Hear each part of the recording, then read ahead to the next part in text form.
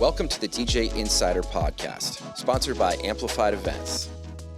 It's the only podcast where we break down insider information from our weddings, experiences, and advice from over 15 years in the wedding industry.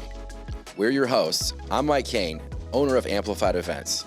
And I'm Chris Zart, general manager of Amplified Events. Let's get into it. Hello, hello. Hello. Back in the studio. Wedding Back. season has officially started. Popping off. That's right. It is May 2nd now. So we're going. May to October, baby. Mm-hmm. What have we missed? I had one event this past weekend. You just have one? Or I had a bridal show on Sunday at right. Sandy Pines. It was a gorgeous day. Great group of vendors. Great turnout. It was a really fun bridal show, and Joe Christian from Rested Sounds picked me up. We were carpooled there together, and then we kind of tag teamed our sales meetings together with the couples. Like, hey, we're actually different companies, but we're good friends, and we actually carpooled. So you really can't go wrong with either, you know. So this was kind of fun, kind of threw couples off, but we're like, yeah, we like community over competition. We're friends. Yeah, we're pals. Everything's fine. So that was fun. But yeah, my wedding went really well. Notre Dame. Beautiful Smith Ballroom there. Nice. This is the first time I worked there as a Chicago Athletic Hotel.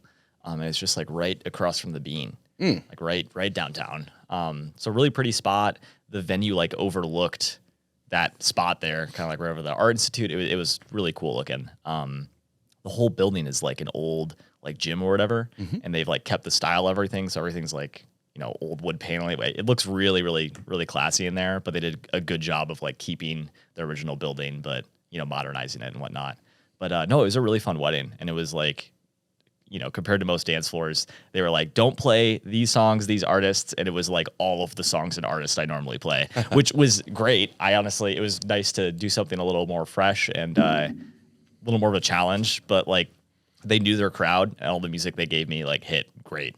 And I had some good ideas that I threw in there myself, but yeah, it was just a really good group of people. Like dance floor started fully packed, didn't end until the end of the night. So, Do you remember any like top songs of the night that hit pretty big? oh yeah, I mean, Murder on the Dance Floor, that's a big one right now. So that one, like, I just heard in the background, oh my god, I love this song. Like, so that was great.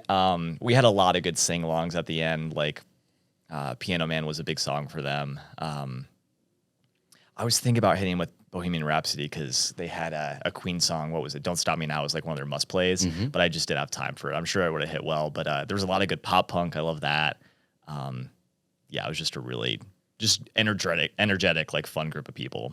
But oh yeah, and then tasting on Sunday. I forgot about that. I did that last second. So That's right. I was at the Velpo Journeyman, which was great running over there, and I'm going to be working. I've already done some events this past year, and you were at a few of them with me, but haven't done a wedding there yet, so I'm excited to do that.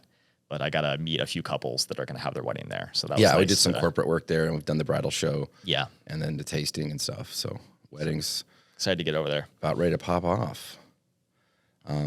Yeah, my wedding went really smoothly. So it brings up an interesting thing, and I thought it'd be fun to talk about. You know, when we, as part of our sales process, when we talk to couples, we like to say the phrase, you can have creative control over the music. Now, what do we mean by that? You can choose as much music as you can. I mean, we can't play everything, but like, yeah, like we want to make sure that you can give us the songs that are really important to you. Generally, I feel like we're saying like must plays when it comes to dance floor, but like, especially, yeah, cocktail dinner music. If you want to fill out those playlists yourself, great. It's like, I don't know. I like to also phrase it as you can do as much homework as you want to do. Because it is a lot of work. Yes. If you want to do every single song, cocktail hour, dinner, dance floor, everything, it's going to take a lot of time to fill that. How many, now most people that don't do that. No. How many do you think, if you did rough estimate, if we do, let's just say a round number, if we did 100 weddings a year, how many brides do you think or grooms would do all the music? Oh, and they're like, only stick to this list, you know, kind of strict about it. Is that like we were saying, like 2? Yeah. 3? Not maybe? that many, right? Yeah, it's a yeah. rare thing. It's pretty rare. That they really take that to heart, where it's like, oh, I do want creative control, and I will do all of the music. I want to do all the work, all the planning. It's rare. And so we mean that like in a way of, when I say it, I stand by it. You know, if people really want that and they're going to be happy with that outcome, we'll do it. Because because it's your wedding. Honestly, we're take our ego out of it. We take our personal music taste out of it. But I want you to have a good time. And if playing those exact songs is going to help you have a good time and sticking to that list, then we'll do it. Yeah. And I tell couples when I meet with them, like, hey, just want you to have an amazing time. Just tell me what you want. And if something is not working or you want me to change something day of, just let me know. Right. Don't have to worry about my feelings. I want to know that, play more of this type of music, and I'll make that adjustment. Yes. So that you guys can have a good time. There's also with that couples who are like, yeah, I don't care at all. Like, and that can be, they really just don't care. They're not big music fans. They're not big dancers. And that can be like, they just really want more of a chill background. They're not really looking at hearing specific songs. It's just more of a party hangout kind of a thing, type of wedding, punch cake background music rather than full dance floor, epic dance party kind of thing. And so we have some of those too that really don't want creative control. They want to just give it all to us. That's a little more common. Yeah. But yeah, it's a little more common, but they almost always still will give us a few songs that are important to them, like their first dance, or if they're doing an intro or father-daughter dance, that type of thing. Yeah. So most people are in that bell curve right in the middle where it's like, yeah, here's some songs we love. Here's some songs we want you to not play, we want you to avoid. And then you take it from there and fill in using your experience, using your knowledge as a DJ and past crowds and dance floors you've thrown and how my crowd's responding that night. Like I always say, sometimes, the song Crazy in Love, Jay-Z and Beyonce, it hits and it hits big and it packs the floor and people dance. Sometimes people are not in the mood for that and people leave. Right. It's not a bad song. It's not any kind of statement for or against the song. It's just sometimes people are in the mood for that and it will pack the dance floor, and sometimes that'll clear the dance floor, that specific song. And there's lots of songs like that are great songs, but sometimes the crowd's not in the mood. Sometimes it's too early in the night. Sometimes it's too late in the night. There's a lot of factors that get people to want to dance. But anyways, what I'm kind of building to was the couples I've had this year have been more that rarity where we want to hear what we want to hear. And, you can fill in a little few songs here and there, but really stick to our list for the most part. I'm surprised because normally in the past seasons when I've had those kind of weddings, we'll start playing their list of songs, and it's the crowd is not responding. They don't respond well. They're leaving, or it's just not as full as you'd want, or it's very specific taste to that style couple or bride or groom or whoever. And so, they just want to hear their songs, and if that's all they care about and they don't care if their guests are having fun, then we'll do that. But it really does kind of bum the night out, And so as a DJ, I try to what do you want? What are your goals as a couple? What do you want to have happen? What's kind of your vision for the night? And, is it okay if something's not hitting, if to mix out, go to something else? And is it okay if I put in some stuff that I feel like will work to get the crowd going again? That's part of the way I look at it. It's part of what they're paying us for, is that expertise, the experience to throw a great dance party and to know why something's not working and to make adjustments. There are crowds that are difficult to read. There are crowds that are difficult to get, but for the most part, you know why something's happening at a wedding and why people aren't dancing. Right. And generally, I always say, you do this long enough, if it's you or if it's them. Sometimes it's them. The weather's super nice, or they're just not a big dancing crowd. They don't have the energy. It's a Sunday afternoon. It's super bright out. Nobody's in the mood. Time and place is not Nobody's in the mood to dance. Yeah. So, but sometimes, you're like, man, I got to find something for this crowd to dance to. What, they don't like this. They don't like this. And then you find that song or that genre. And sometimes it's just enough drinks have hit, like enough times where they're finally ready to go. Right. They've been juiced up. They're ready to dance. But anyway, so this wedding I just did, she gave me all the songs, right? Filled out all the stuff, but then gave me the exact order of the songs. So it's like, start here, then this one, then this one, this and this one. And so I was a little worried because originally she had like a lot of songs, like a lot more than I could probably play. And so I was like, I think we won't be able to play all of those songs. Right. Like, there might not be enough time. And so she did condense it down to like 48, 49 songs. But that's still, if one thing goes wrong, like dinner takes a little bit longer, somebody goes long on their speech, things like that can happen, and then that eats into your dancing time, and then you're not going to have enough time to finish the night. Right. Also, if guests are making requests and we're filling those in, if you change your mind and you want to hear something, you make a request that night, that all takes up time. But I was very surprised, and I had to give credit where credit was due, because I was very nervous if that was going to go well. But that wedding was a hit. I mean, it was a 9 out of 10. It was a full floor. People were dancing. People were going nuts. You know, there was a few songs that I thought wouldn't hit, and they didn't, you know, stuff by like Coldplay and, you know, that kind of stuff. But for the most part, there was a good mix of old and new, and it was kind of like blended in a way that made a lot of sense. The bride wanted me to quick mix some, which at the beginning, I felt like we really didn't need to do that. Yeah. But I did anyways, and it was fine. We cut out some songs early, that kind of thing. But it really came together, and it was really a surprise, and I was really excited about it. So I went and told her at the end, and I was like, this is a great list. You did a great job, and I'm really impressed, and I'd love to, you know, have you on the podcast, interview you about it. So we'll see if that can occur or not. But I just thought it'd be fascinating to learn how much time she spent on that, and how much fun that she had, you know, listening to the music and seeing how her guests responded. And, you know, it's like, it's rare that you find someone that does what we do just as good as what we do. Yeah. You know, and so it's kind of cool to see, because most of the time, I'd say 9 times out of 10, when somebody has that level of control, it doesn't go the way they think. People don't respond dancing wise, and then we have to step in with our own stuff. Well, because I think that the dangerous thing is that, you know, you're playing that list ahead of time, but you're not there seeing how people are currently responding. Like, we're there currently playing the songs. Like, it might be, like you said, like one day this list could have been great, but on this day, are all these songs actually going to work for the group of people that's there? Yeah. I think that it only works if you are carrying that music to your crowd. Most of the people that have, and I feel like this has kind of changed this year. The weddings I've done, I've gotten a big list of music, but all the songs hit. And I think it's because they are like actually giving me music that they know that the people that are coming are going to enjoy. Compared to, I've had couples that they put together a list of music that they like, but no one else likes. You know, it's like, it's for them. They're like, oh, we like these songs, but it's also, you know, who you're inviting. I think that weddings are changing, that they're becoming more like, I'm seeing a lot of people are like, no kids, more friends than family. You know, we want to have like a party, compared to, I feel like it was more so like, you know, mostly family, a few friends.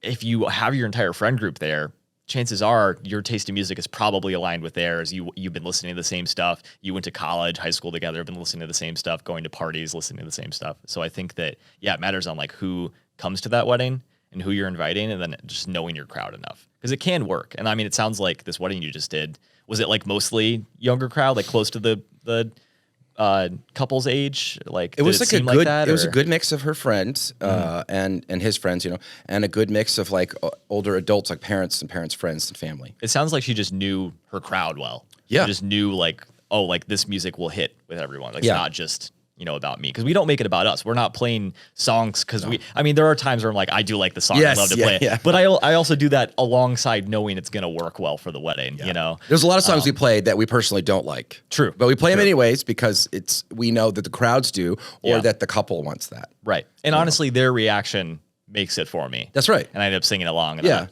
I like trick myself. Do I like the song? No, I still don't like the song, but like, I like the reaction I get from it. And that's the best part. But yeah, I think it's kind of one of those things that if we had been like, I tried my best to like very politely guide the conversation where I'm like, I'm concerned that this will happen. Are you sure you want this? I'm concerned that this will happen. Are you sure you want this? Right. And she kept saying, yep, yep, yep. So I'm like, okay, all right. So I've done my job, I feel like, as a DJ, to kind of warn, and that way, if it happened to where it was the inverse and nothing was, then they're not blaming me why people aren't dancing. Right. You know, my past experience, I'm concerned this won't work. And it did work. And so that's why I'm like, well, this is great. You did a great job, you know. I saw a phrase recently, it was like, ego is the enemy of creativity.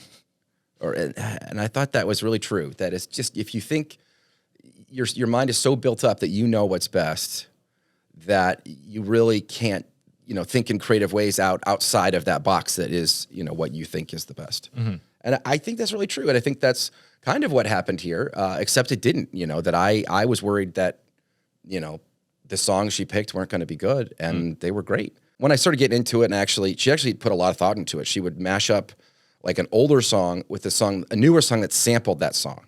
So it made it easier to mix and or to blend, and it was more palatable for the crowd. Nice. She did a good mix of like, there was like 3 or 4 slow songs worked into it. There was also like older songs and then newer songs, and then even kind of genre. I mean, she had to have done research or been to a lot of weddings. It was really impressive. It was not by accident that the way she put that all together.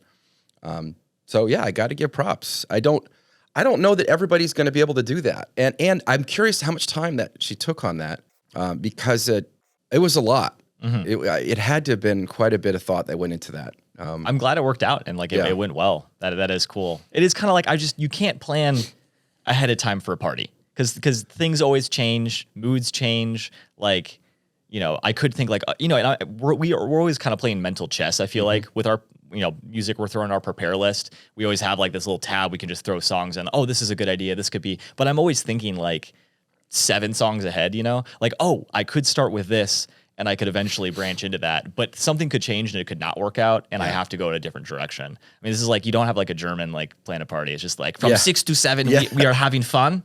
7 o'clock fun stops. It just fun is done now.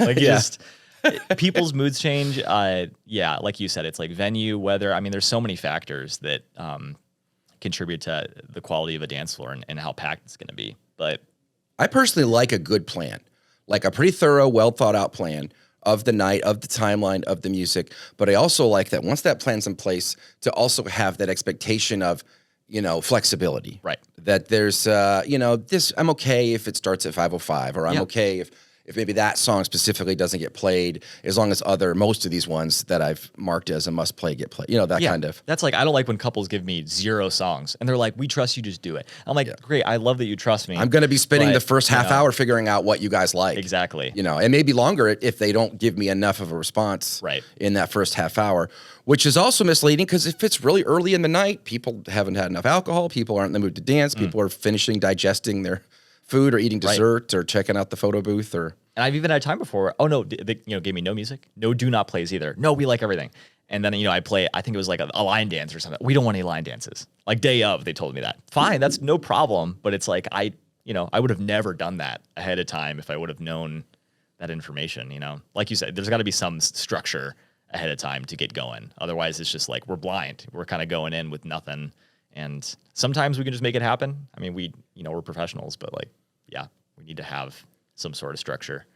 Yeah, and you know, because it's your wedding. Like if they're just trusting me to throw a party, it's going to be what I think is the best thing for that crowd at the time. I'm going to feel it out, you know. I didn't prepare a set list, you know, versus like if I'm doing a themed night, like an 80s bar crawl, like I've spent a lot of time preparing the music and knowing what songs that I love and you know. And those are tough too. If people don't like 80s, it's just, that's what we're playing tonight, you know? Shouldn't have come to the 80s night, maybe. Right? I'm doing a disco themed thing coming up too. Oh, really? In June, yeah. In town or like? Yeah, here in town. So it should be fun. Nice. But yeah, it's we'll see. But yeah, I don't know.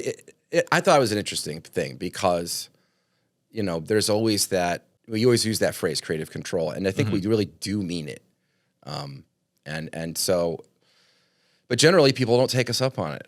You know, they take us up on, oh, I like this, and that's what mostly happens. But I thought this was an interesting case of a little bit more than we typically see, and that it went really well.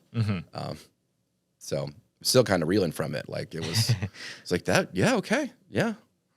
So I don't know. It's I think the best weddings have we really know our crowd. We love to party, we love to dance, and we're going to be doing that. And here's a bunch of songs that we love. It's okay if they don't all get played. And here's a couple of songs that we don't like. The worst is when you get like a super long don't play list. Because then you're referencing it just in case, like, oh no, you know, I hope I don't play that, you know, that kind of thing. All night. So this one had kind of both of those. We had a long don't play and we had a very set list. So... But it ended up kind of, because we quick mixed for the first 15 to 20 songs, we had another 10 minutes at the end, so we had to throw in some extra stuff. We did have a few guest requests that we played that were kind of in line with what they were doing, and they hit. And then we had a couple, I think the bride changed her mind on one song, wanted Wobble. even that was on the Don't Play. So we did play that. Yeah, I don't know. I was talking to Joe. He had a wedding similar, and I'll let him tell it next time he comes on. But we're just very controlling about the list, and it wasn't hitting. So it was just kind of fun. My wedding tomorrow, they're not controlling about the music. They do trust me, but they do have a very lengthy do not play. And it's also another, like, a lot of songs that I usually play. Like, it's a lot of early 2000s, like, to mid 2000s, like, pop and stuff, like top 100. Lot of, like, heavy EDM or whatever. But, you know, I'm really curious to see how it goes, because I have a feeling usually when I'm at this venue, like in Chicago, it's EDM always hits. Like, I don't know what it is. That and pop punk, like, there's like a mix of the two. But yeah, I think it'll be a fun crowd. Sounds like a young, like, pretty young, energetic crowd. I think they're like mid-20s. So Nice. I'm looking forward to that. But I'll be like, you know, it's a lot of music on there that I don't even know. So I'm hoping that everyone there does know it, because I'm excited to play it. And if it hits well, it's going to be exciting for me to, like, you know, new mixes and, you know, just keeping it fresh, just doing new stuff that I haven't done before. I'm excited for that. Yeah. I'm seeing more and more, like, large Don't playlists, and I'm seeing more and more, like, they want to avoid the typical wedding songs. I have mixed feelings about that. Like, I'm fine moving past those and doing new stuff as long as the crowd is enjoying it and it's hitting. Right. At the same time, it feels like a lot of guests are going to the wedding expecting to hear those. Because they've heard them at past weddings, and they're fun, and people know them, and they have positive memories associated. That's why all the same songs get played at weddings. Right. So we'll see. There's kind of like a pushback. I don't want that usual stuff. I want this new stuff or this other stuff. It's always interesting, too. We did that prom 2 weeks ago, and it was the same thing where they had a few kind of, like, popular, you know, line dances and stuff. A few, like, one or two. I think we did like 3 slow songs. But the rest was just more like modern trap music, heavy rap, hard rap.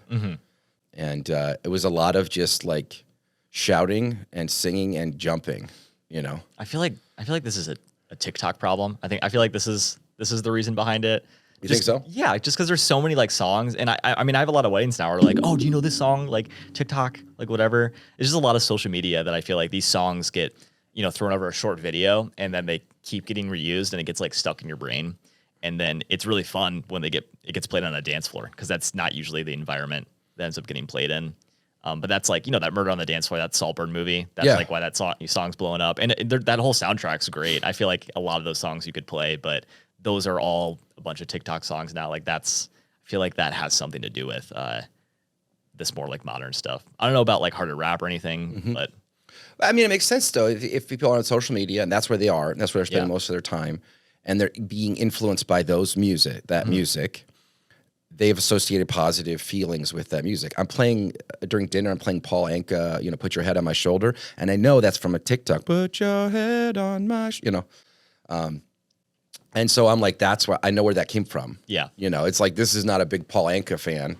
They've heard that song, and they like the beautiful, you know. Yes. And it's been recycled enough on TikTok that it's like, oh yeah, this is a good song. I like that. Yes. I have positive feelings about this old song, and I want to work that in. But I was thinking, like, so Murder on the Dance Floor, if that movie had not come out, Sure. and 2 years ago I were to just play that, everyone would be like, what are you doing? Why are right now? you playing Like, why are you this? playing this song? Yeah. This sucks. It's only because of the popularity that it's grown that, like, people associate this song with something else, and that's what.